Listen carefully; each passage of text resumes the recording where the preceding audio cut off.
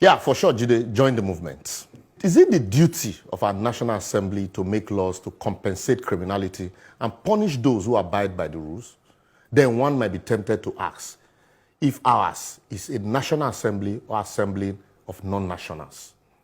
These questions became pertinent as when one hears that the National Assembly is proposing a bill to grant amnesty to terrorists and the House of Rep members are buying foreign vehicles in opposition to Nigerian-made. Are these members oblivious of the prevailing situation in Nigeria? In a country where people can hardly feed with $1, that's 362 naira a day, the members of our House of Representatives are going to spend about 5 billion naira buying 400 pieces of 2020 model Toyota Camry at the cost of almost 40 million naira per car. We're informed that the members even rejected the locally manufactured innocent vehicles. It is obvious we are there to serve them and they are not to serve us. Even the members representing innocent constituency couldn't insist that their own vehicles be bought from innocent motors. So much for esprit de chop. So money meant to develop and enhance our economy will take flight to foreign land to buy cars. Yet tomorrow we'll borrow that same money with interest from the same foreign countries to buy more cars and consume more foreign goods. Don't forget, we have closed our land borders to enable us grow our local industry. Who be fool? On their part, at the Senate, a bill sponsored by Senator Ibrahim Gaidam, a former governor of Yobe State, now a senator, is proposing not just amnesty for Boko Haram, repentant Boko Haram members, but to send them abroad for studies. Yet we say we don't compensate criminality here, as we deal with them decisively, like government will always say. The bill, which will create a national agency for education, rehabilitation, de-radicalization, and integration of repentant insurgents in Nigeria, will get its funding from the Universal Basic Education Commission, that's UBEC, and the Tertiary Education Trust Fund, that's State Fund.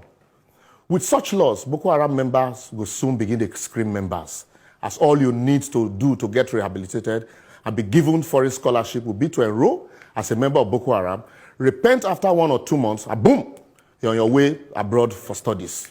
Yet, no scholarship for the victim or the students with the highest score in WAEC or JAM.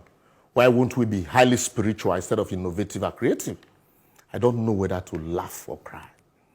What do we tell the children of the victim who for no fault of theirs have found themselves in overcrowded, internally displaced people's camp because their parents were killed by Boko Haram members? And that the same state that cannot guarantee their parents' safety is busy compensating the killers of their parents with foreign education. Yet we expect such kids not to take up arms against the state tomorrow. We're all a bunch of jokers. What will you tell the parents of Leah Shaibu, or the mother of the abducted schoolgirls in Dapchi, or those from Chibok, majority of whom are still in captivity today, or the parents of the boys slaughtered in their sleep in the secondary school in Buniyadi, that why the states that couldn't bring the killers of their ward and captors of their daughters to book, those arrested by the state are being compensated with salaries and foreign education.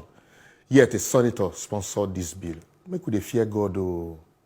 If we are rehabilitating and educating and reintegrating the terrorists, what happened to the victims who are increasing in their numbers by the day? Have they been rehabilitated? Have they don't need rehabilitation?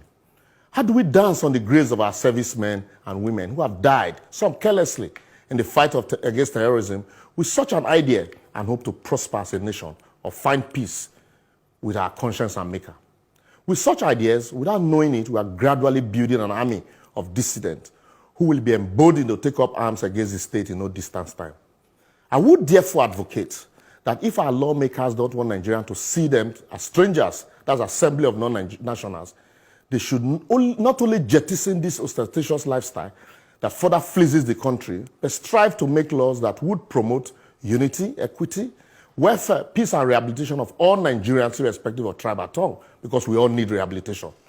The average Nigerian should also be aware that the country belongs to all of us, and the time to be collectively and genuinely interested in the affairs of the executive, legislature, and judiciary is now. As a little fire you live today can leave you without a little in the near future.